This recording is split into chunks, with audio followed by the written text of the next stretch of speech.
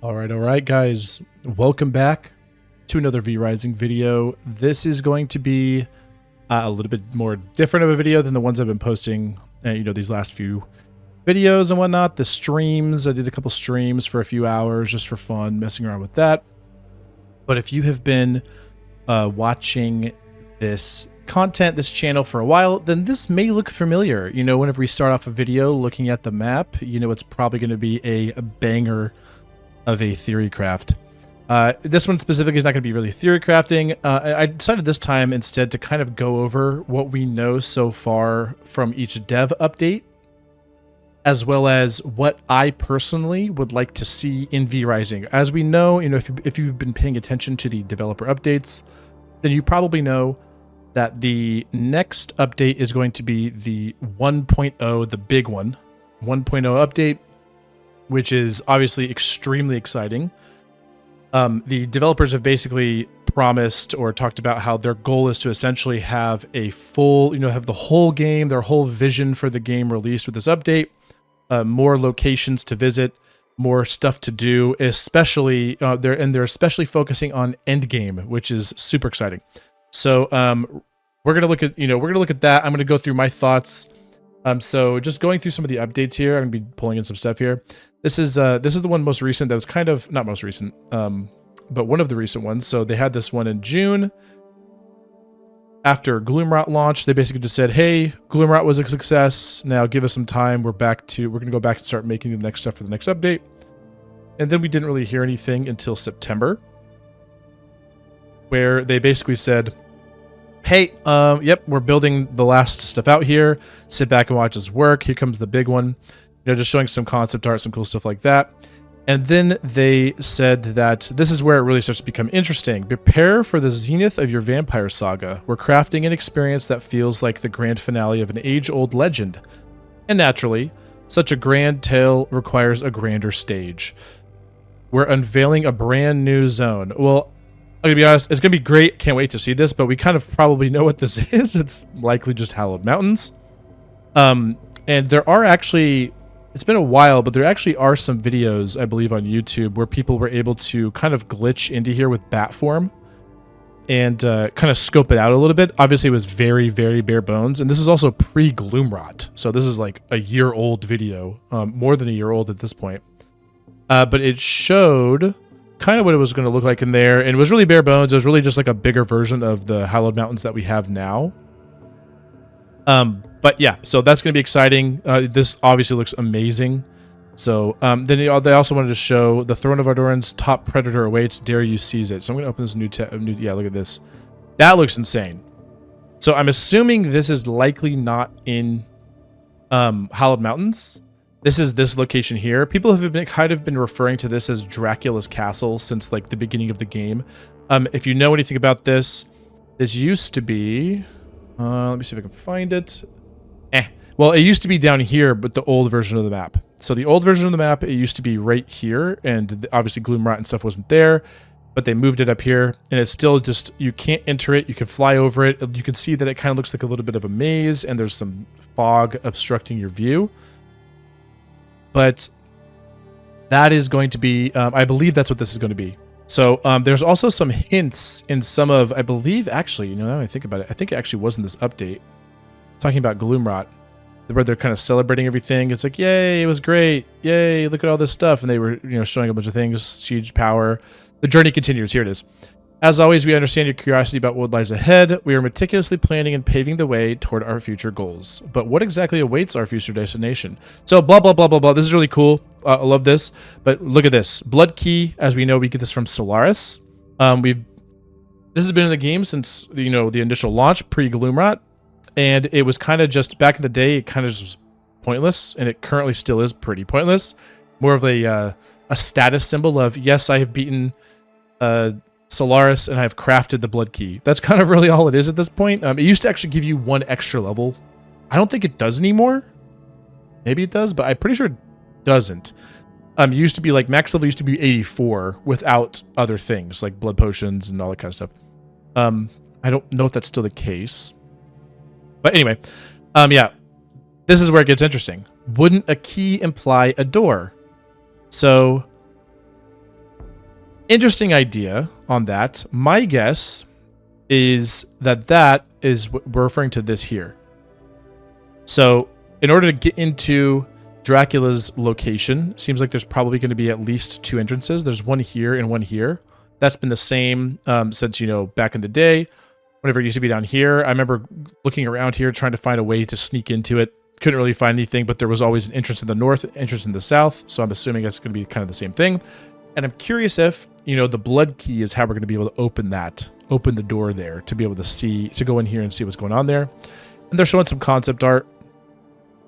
Just some regular guys, nothing to see here. So it seems like this is going to be some enemies we're likely going to be fighting. They look pretty beast, especially compared to like everything else we've seen. Yeah, this is looking pretty crazy. And then, so it looks like this is a new version of some outfits, potentially. So here's the original. Here's some more. So bringing an unfamiliar take to the familiar. So it looks like this is the original, was this Night Stalker, looks like. And it looks like we've kind of changed it up a bit. I'm not 100% sure, but that definitely looks really good. I hope this is Blood Moon. Because personally, Blood Moon, I know some people like it, but I don't know. It does. I agree with a lot of people out there who say it looks very bizarre. It kind of looks almost like a jester outfit, and not like that red, dark, deep red and black kind of, thing there. All right, here's a dude sitting in a chair. Always good for that. Yeah, so here we go. Whatever route we take for unlocking talents, fresh blood from new challenges or challengers is always a cherished ingredient. So this is interesting. I'm curious if these are enemies or if these are some kind of outfit we can have. And here we go. Concept of something itching to beat you to the bite. So enemy vampire faction. Very interesting. So that was the update in September. And then recently, November 9th, we got this update. This is making monsters. Here's some more, concept arts of some of these enemies we're going to be fighting. This vampire faction looks pretty interesting. And, yep. Just talking about different guys that we fought. Whatever the heck is this thing. An unused concept for invaders. 15 eyes on a headless torso. So that looks insane. Invaders is an interesting idea. So that kind of goes into, what I want to see in vrising. I think a lot of people have mentioned this before. So for me, something that would be really interesting, obviously there's the raid aspect on PvP servers, but I really think it would be interesting to have some kind of like world events where either NPCs attack your castle or they spawn at some location and have loot and whatnot. I'll get into that a little bit later. And then here's another concept art for a new enemy. I'm just going to breeze over this. I know everybody's mentioned this. This has been talked about quite a bit. But yeah. So we also have, so this looks like it's an ability that one of, this girl here has. It looks like she's going to be able to charm us, make us come to her. I'm assuming she just then attacks us, so we have to learn how to, deal with that. And, yep. So, Pray to the Dark Gods. So here's where I'm thinking is very interested. This is in Leandra's location up here in Church of the Damned, right here. So yeah, model after an in-studio workspace. That's funny. Blood sacrifice or not. So then it talks about monster art. This is back around, whenever it was Halloween. So I'm thinking this is actually very important. So if you have been playing this game for a while, you are probably familiar with, let me see if I can find this, with spaces like this, Sacrificial Site. There's also, I think the one down here is considered a Sacrificial Site. Let me see if it's down here. Where is it? Maybe it's over here. Right there. I think it's this. I think it's this right here. There's kind of like a little sacrificial altar here with skeletons and stuff. I believe it's this one right here. If not, there maybe it's over here. But yeah, there's another spot like that, and then there's another spot over here. This location here. This is Lair of the Behemoth. This is where Gore Crusher is. Right out here is like a little bit of ruins that I always wondered like what the point of this is. The Witch's Hut. Yeah, I mean it's the Witch's Hut, but also like put something else here. We have a lot of lurker dwellings. I would imagine there's probably going to be more inside the Cursed Forest. I hope there is. But anyway, yeah, but this is the one specifically that comes to mind whenever I think of that, is the Sacrificial Site. It's currently unused, and I believe there's more than just this around the map. So very interesting. I wonder if that has something to do with those invasions, for example. This was my idea. And my thought for this was, using, I mean, again, maybe they did this Maybe that's what they did, but this is what I wanted to see, was to use things like these sacrificial sites. That was one of my wants in this game, was to use these sacrificial sites to essentially summon NPCs, bosses, like special bosses, or just like loot things that you, basically little events that you can use, or actually that you can activate at will if you have the right ingredients, similar to like the putrid rat, that kind of thing. And you fight them and get loot. Thought that would be kind of cool. But yeah, so that's just this one here. And we're going to go back here. And then this is the one that was released very recently. So as of right now, it's December 17th. This was December 13th. So reading this one, they give us some more stuff. Carnivorous catch-up. So talking about stuff. This is like a concept art for one of several early concepts for vampire hunters that didn't make the cut. So this is supposed to be Buffy the Vampire Slayer, which is kind of funny. As it mentions in here that people have been asking about Buffy. And they're saying this is kind of one of the early concepts was essentially Buffy. So yeah, it says, we'll learn what truly lies beyond. This is that bridge, the frozen bridge. I believe this is, I mean, I don't know if it actually matters, but I think that one's either the one over here or it's this one. It's this location here. No, it's got to be this one. Or it could be that one, I guess.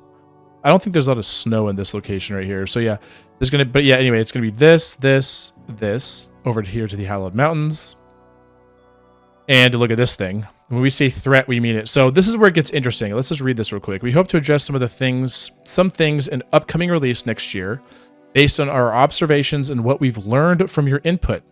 We want to bring a stunning conclusion to your adventure, something satisfying and appropriate for the apex of your vampire's rise to legendary status. We know players want more to do when they've reached that point, and truly enjoy the power they've earned. So this is 100% one of my biggest gripes too. Game is great, love it.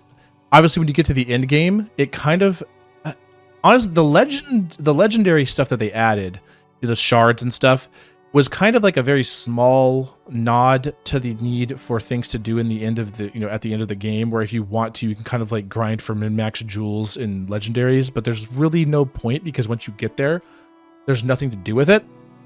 And other than if you're on a PvP server, you can kind of raid people and go steal their stuff if you want. But like even then, let's say you make a tier 5 castle, max it out with servants, max all your servants levels out, max all your gear out, get legendaries, every single legendary for every single weapon, multiple sets, you craft 50 siege golems.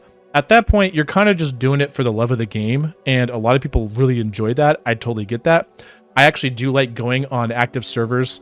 I like being on servers where like everyone's kind of getting to the end game around the same time and building stuff up, and there's raids going on and things to go like around to participate in. I do enjoy doing that and seeing that. But the thing is, it's like there really isn't any points of contention.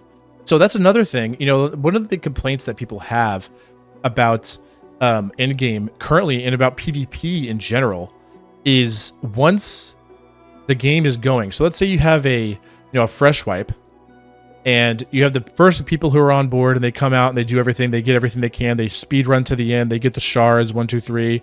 They get their castles. Maybe there's like maybe there's 10 people playing. Maybe there's a few clans that are kind of in that neck and neck pace where they're all kind of getting to the end near the same time, and it was super fun. Well, what happens to the people who join late? Right? The people who are like a day late or 2 days late, who aren't really trying to no-life it. They're just trying to have fun on a PvP server. They're sitting here in Farbane. They're level 20, level 30, working towards coming into Dunley. Meanwhile, you have people who are maxed out or like level 70 or even level 60. And there are people out there, I get this. I think it's stupid and pointless, but there are people out there who are like, oh, I'm going to go into the newbie zone and just hunt down noobs so I can steal their leather. I can steal their copper, maybe I can get some planks. I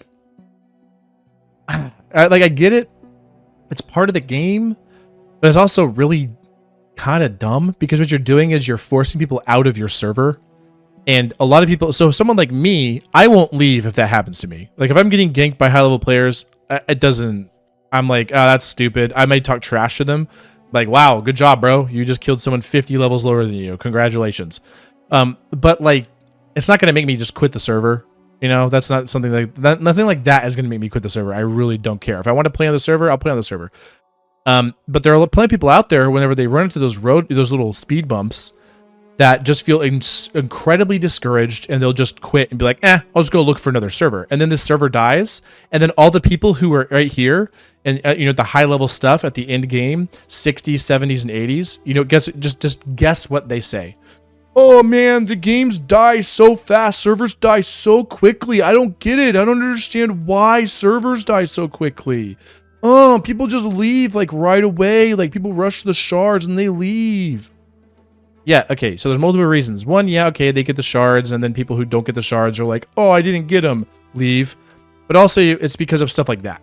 Because there's like a weird thing, and the reason is because there's nothing to do, right? So like these people go down, some people do just want to go gank noobs. But a lot of times it's like they don't have anything to do, and so they're looking for PvP, so they just like ride down and look right around the map looking for people to fight. They find a level 30, and they're like, cool, and they just start fighting level 30, and level 30 is like, bro, what is happening? And then they get killed, and then they rage quit. And then they're like, oh man, there's no more noobs, so they start running out of Dunley. Maybe they find a level 40 or a 50, and they kill them a bunch. And maybe that guy is like, this little 80 is ganking me. And then they rage quit. But that's another thing that can happen. So my point is, I'm hoping that with events and focused in-game stuff, in-game focused zones, that they take a lot of the incentive away from those players who are bored and have nothing to do. They take the incentive away from just roaming the map, looking for people to kill, and put it to doing something. So, for instance, it says, in-game focus zone. Much demand, we're expanding the frost expanse beyond the Hallowed Mountains. It's time to finally cross that cutthroat bridge and venture into the ancient mysterious lands beyond. So like they said here, enjoy the power you've earned. So hit max level, then do something with it. Once you're max level, now you can go, you can go into Hallowed Mountains. Maybe you've killed Solaris, you get the blood key, it unlocks something, lets you go to Hallowed Mountains, or maybe it lets you go into Draculas Castle here. So here's a little preview of this. One of the monsters, is when we say threat, we mean it. That's a preview of one of the monsters likely going to be in the Hallowed Mountains. So anyway, I think that's probably what their focus is, which sounds really good to make those servers last a little bit longer, give them more of like a reason for people to stick around. Here's some more concept art here. This is a concept art for an integral piece of in-game event, So this, I am hoping, means event and not in-game action. So when I think of in-game event, some people may think in-game event and be like, oh yeah, like an in-game event, like getting a shard is an event. It's like, yeah, okay, technically it is, but really all it is just killing the boss first and then getting it back to your base. That's not really an event. That's just a thing you do, right? I'm hoping this is a legitimate event that happens. So you basically, maybe you make this blood crystal, whatever this is, you bring it to wherever you have to bring it. It looks like this is in snow, so I'm assuming it's the Hallowed Mountains. You bring it to the Hallowed Mountains at that location, you activate it, and maybe it does like a worldwide announcement. Hey, somebody just activated this event, and so they can come like gank you, or maybe it doesn't show up unless you're close enough to it. That was my personal thought. Raiding, it reminds me of like siege golems. You throw a siege golem down, and on an official server with no admins, with no rules, that's active. You throw a siege golem down, you're getting like 50 people to show up, 20 people to show up, 10 people to show up, and they're either going to try to kill you, or they're going to try to steal all the loot, or they're going to, who knows what's going to happen, which is part of the fun of it, but also it's kind of silly. Which is, for me, I think it makes more sense to have like a limited range. So like if I summon a siege golem up here, only way you're seeing this is if you're like in Silverlight Hills. I think that would be better. I think that would be more interesting. So obviously it wouldn't stop everyone. People could just teleport around to each zone until they find it. But you get what I mean. Like some people are, a lot of times you'll have like a raid over here, or maybe a raid up here. You have people all over the map just converging on this one spot. Like, hey, I'm going to steal your stuff. Hey, I'm going to kill your golem instantly. Hey, I'm going to stop. Hey, all kinds of stuff. Which part of the game, arguably, but yeah. So that's my thought with this is maybe, if you have this event going on, maybe you can only see it if you can access Hallowed Mountains, or if you're close to that event going on in Hallowed Mountains. Here's a weird looking monster that they didn't include. And then shout outs to the vrising community. Dojo, excellent spot here. If you want to practice your PvP, head to the Dojo. Bloodthirst, this is an EU server. I played on it a few times back in the day. It's been a while since I've been on here, but this is like the tryhard server right here. This is where all the tryhards go in Europe. I'm sure some NA guys are on there as well, but These guys have been doing this nonstop. I think they're like weekly wipes, weekly or bi-weekly. I think it's weekly wipes, and it is insane. So if you want to go actually test how good you are, head over to Bloodthirst. They are really good there. vrising roleplay, V-Arena. Anyway, so that's going to be the updates that we have so far. And now I'm going to get really quickly into what I would like to see in the game. So first things first, I'm going down my list. Some of what we know is coming. So more weapons in the game. Always better for more weapons. We know that's coming for a fact. We've already had people data mine. I believe it's like longbow, something like a necromancy dagger, and then like a rapier. So far, those are the three. Again, those aren't even confirmed. For all we know, Stonelock could have just been like, scrap them and just gotten rid of them. But as far as we know, those three are in the game and likely will show up. If you want to see that, I believe Red Laugh has a video for that. So go ahead and check out Red Laugh. Let me see. Actually, let me see if we can find. I'll search it for you guys real quick. See here. Okay, let's see here. New weapons revealed. Here he is, the legend himself. I'll mute him for you. Go check out Red Laugh if you don't. I'll link this video if you want to go check out some of these new weapons. Yeah, necromancy dagger, longbow, rapier. Yep. I'll link this video in the description if you want to see what he found and what people found kind of doing some data mining. Super awesome stuff here. So shout out to Red Laugh, awesome creator. Definitely check him out. He's got amazing videos. Also, this is already upvoted, and look at this, 666, perfect for a vampire. All right. Next thing is more zones. We know that's coming, but kind of, I want more zones in the game. But with that, people might think this is a bad idea. People might think this is weird. I don't know. There's all kinds of opinions of what people will like here. But for me personally, I think the more, the better. The more there is, maybe it's going to cause stability issues for servers. But for me, I think the more the better. So we know Hallowed Mountains is coming. But here's something that I would like to see in terms of more zones. If not more, just more zones. We know, other than more zones like Hallowed Mountains, I want to see bigger zones. So what I mean by that is, what is happening with Cursed Forest? Like, this is nothing. There's nothing here. There's 4 base locations, and it's one of the coolest aesthetically. And here's what I want to see. So look, just check this out. So Farbane, big enough. This is a perfect size location. Dunley, perfect size location. Silverlight Hills, too small. Gloomrot North, pretty good, but could be better. Gloomrot South is great. Like, this is solid. But I feel like we should be able to add more to some of this stuff. And then Cursed Forest is just too small. Obviously, Hallowed Mountains is going to be huge. So check this out. Here's my thought process. See all this space right here? And all this space right here?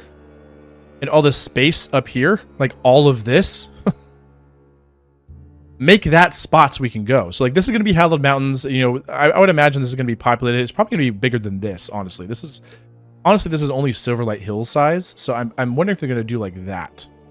Maybe. I don't know. But I mean, look how big Gloomrot was whenever they added South and North. I mean, this is basically, back in the day, I remember them saying it was basically almost the size of Dunley, which is exactly the size of stuff we want. And I would love to see Silverlight Hills / Gloomrot North being extended like this. From here, curve it like this. Give us some more spots here, more bases, more POIs, more bosses, roaming bosses, that kind of thing.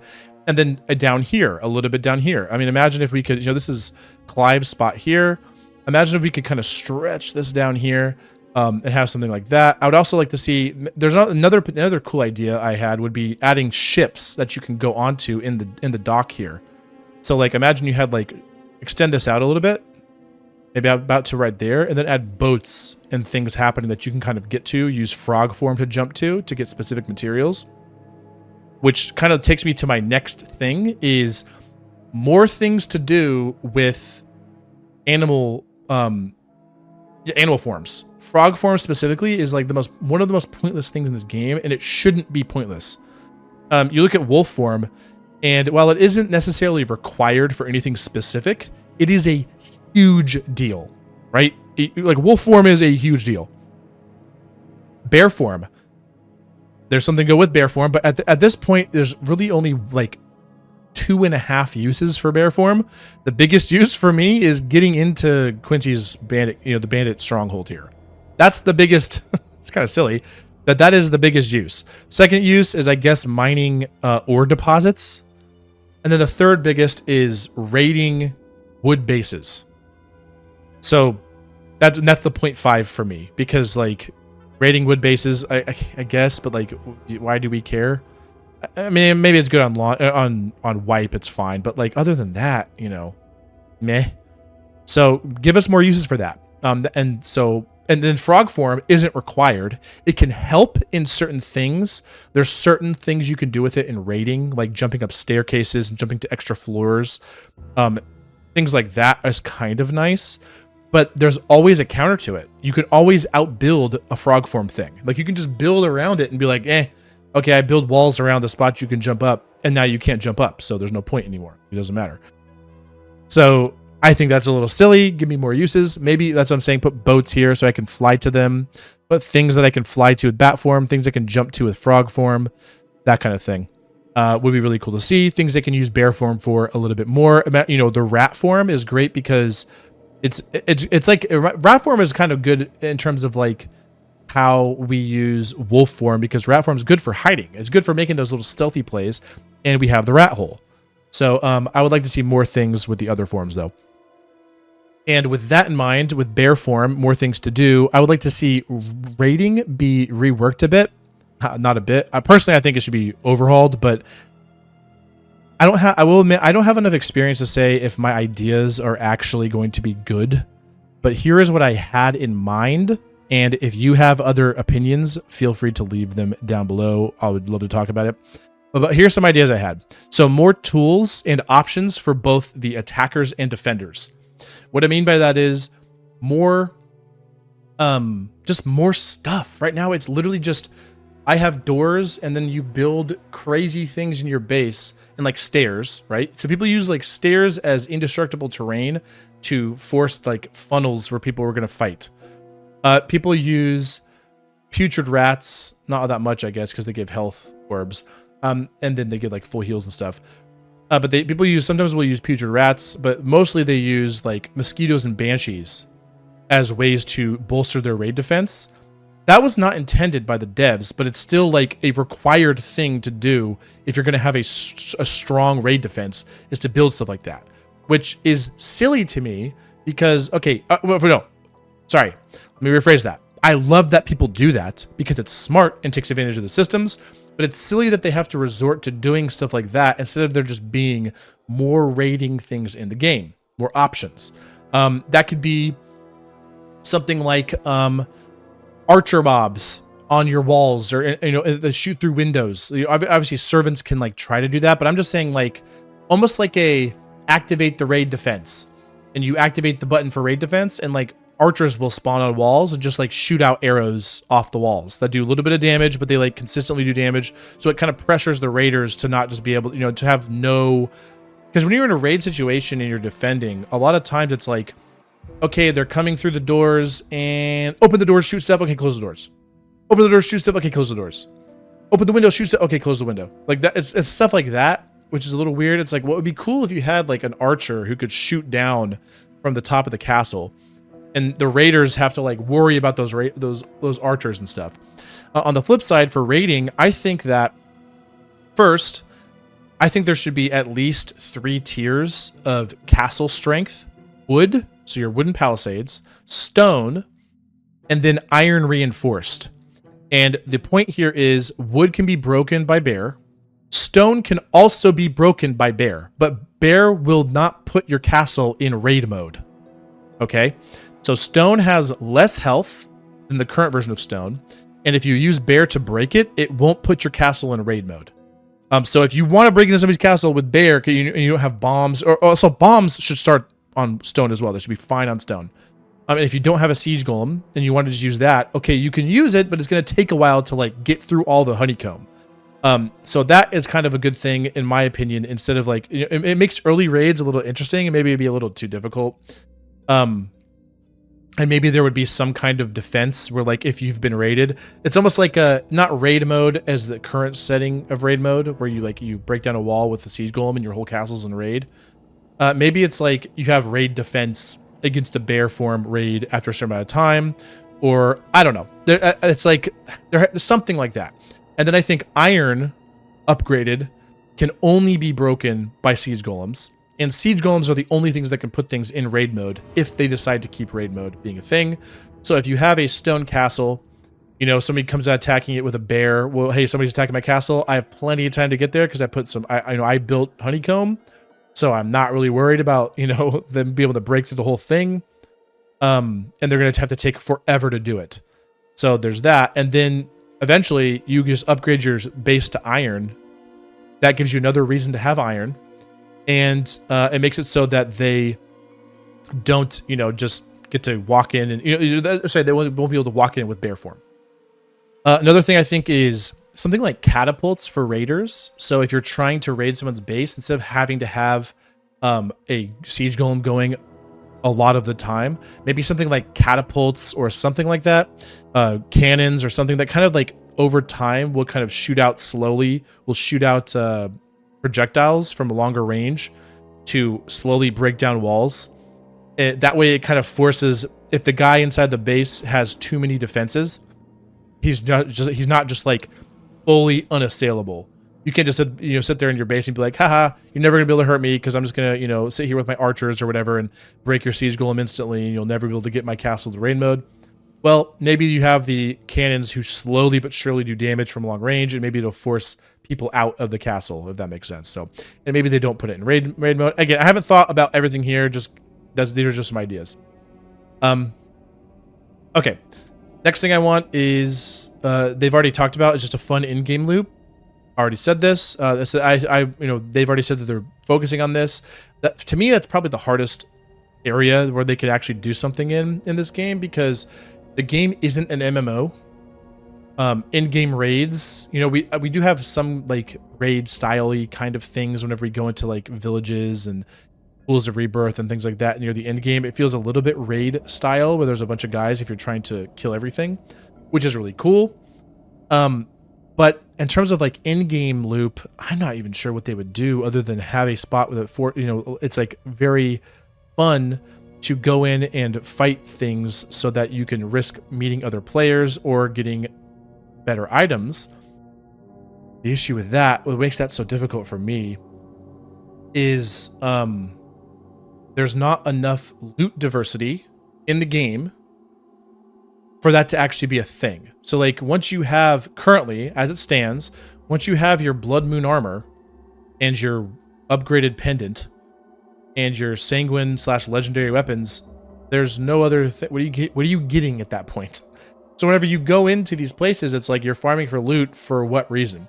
So the only thing that makes sense to me goes along with that is more armors to pick from, or something similar to the current system for pendants or legendary weapons, where you can actually get like upgraded armor for end game stuff, where you can get almost like legendary armor or pieces of armor, where it's like, okay, I can make a set of armor where if I make the entire set, then it'll give me, you know, however much more health, maybe some move speed or attack or spell, whatever resistances, etc., etc., etc. And that way it's like you can kind of customize a quote-unquote build with your armor at the end of game as well. Hard to balance. I know that's why they haven't done it, because it's really hard to balance. Anytime you have, and also it's hard to identify. So if I'm riding through Dunley and I see another vampire, right now I can just look at him and tell you what he has, especially if I see his level. You know, say he's 47, I'm like, okay, he's probably around iron with Hollow Fang. Something along those lines. Maybe he has, if not Hollow Fang, maybe he has, you know, Merciless Night Stalker. You know, that kind of thing. So it's easy to identify whenever you see that, but at end game, if there's 50 different types of armors, you're gonna have to sit there and be like, okay, he's using some kind of legendary mace. He has a blue armor. So what blue armor is that? What stats does he have on that? Does he have increased speed? Does he have more health? So like making the decision off of what you see on that guy becomes really hard and potentially very dangerous, which is why I think that's why they aren't doing that currently. Wouldn't be surprised if that's why, but that being said, I still want to see it. Sorry. It's tough. It's a tough ask, but I do want to see it. And then also want to see a way to get every type of blood on tap. Always. Like, we should be able to capture mutants. I don't really understand why we got rid of, you know, it's like, hey guys, you can capture every type of blood in the game except for creature. That's how it used to be. You can't have creature. Sorry. Everyone's like, oh man, we want creature. They're like, ooh, good idea. Okay, how about this? You capture a worker with werewolf that turns into a werewolf, and that will give you access to creature and worker. Oh, cool. Nice. Now we can get every single blood type, right? No, now we're introducing mutant, and you can't get that on demand. Like, what? Come on, give us a way to get it. Yeah, so that's something I want to see. And okay, and the last thing I'm gonna, I've talked about all this stuff. Oh, first of all, really quickly, unique shard boss music. Period. Unique shard boss music. Period. I don't have to say anything more. That sounds amazing. Okay. And the last thing we'll talk about is just different map layouts. This is like my white whale. So I actually posted a Reddit thread that's basically what's your white whale wish for this game. And people just came in and commented a lot about what they wanted to see in the game, what they really wanted to see. My idea of a white whale wish is basically something that's extremely difficult and probably won't be added, but would be awesome to see. So you can head to Reddit and post this, or you can post it in the comments. My white whale wish is essentially a way to reorganize the zones and the location of the zones on the map to give a different playthrough experience every time you play. So basically this would be the official map. If you've played something like 7 Days to Die, they have a official map as Navezgane is like the normal map. So if you want to play like the official map, it's Navezgane. Or you can use the randomly generated maps. So obviously we wouldn't want to randomly generate this game because it doesn't really make sense to do that. But I think it would be cool. The idea for me would be essentially to turn locations or segments of an area into a tile. And then make it so that we can piece those tiles together with little new, randomly generated spaces in between them, like bridges or open fields with small little village or house POIs, that kind of thing, to give us a completely new experience on each of the locations or each of the zones, and then reorganize where the zones are. So you not only have a different Silverlight Hills, a different Farbane Woods, a different Dunley every game, but they're also in different locations. And then I made this I called it a hilariously basic example. This is a hilariously basic example here. We'll zoom in. It looks ridiculous, but this is the idea of what I'm having here. It is the idea of what I'm saying. So this is Farbane. At this time, I put it in the center. I also reorganized where everything is. It's not just on its side. I kind of cut it in half and rotated it around a bit. Obviously, this isn't perfect, but you get what I'm saying. So Farbane's in the center. Dunley is in half, in 2 pieces. So half of tier 2 is here. Half of tier 2 is here. Cursed Forest is right here, which connects to Gloomrot North. Silverlight Hills is here, which connects to Hallowed Mountains and Dunley. And then down here, maybe we can put this over there or whatever. And Gloomrot South is south down here. This would be a completely different experience. Completely different experience. Because this time it's not like, okay, I'm going to do my farm path through Farbane, kill all the bosses, and then do my farm path through Dunley, kill all the bosses, then kill all the bosses in Cursed Forest, then, that kind of thing. Instead, you have a situation where it's all different. Maybe you have to go here to Dunley, then you can go back through over to here to this side of Dunley. And on top of this, it would be more reorganized than even this. We make them into tiles. It was just going to take me so long to do that. I couldn't be bothered to do that. But you make these locations into tiles and you reorganize them, like fully reorganize where they're located. So that would be my vrising white whale wish. So with all that said, this became an extremely long video, but I love talking about this stuff. So if you enjoyed this, feel free to leave a comment below about what you want to see and what you're excited for vrising. We love this game. And yeah, so that is going to be it. Thanks for watching. Hope you enjoyed it, and we will catch you in the next one.